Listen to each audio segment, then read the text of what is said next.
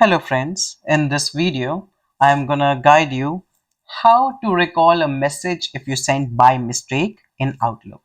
So let's start. So suppose I sent an email and I click on send option, and sometimes we don't know, or it was sent by mistake to a wrong receiver, the email is wrong, anything like that. So how to fix this? Just go to your sent items, click on that email which you sent, and double click on that. This screen will open.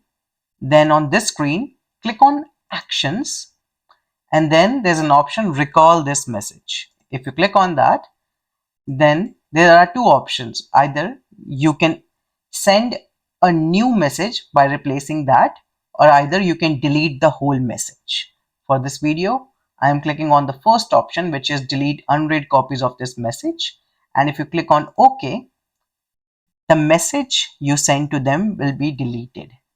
Just a tip, it does not work if the recipient has already seen the message or it is outside your organization. So be careful in that, and that is all for that. And that is all for today. So thank you for watching my video. Please like, subscribe and hit that bell icon. If you have any comments, please leave in the comment box, and see you in the next one.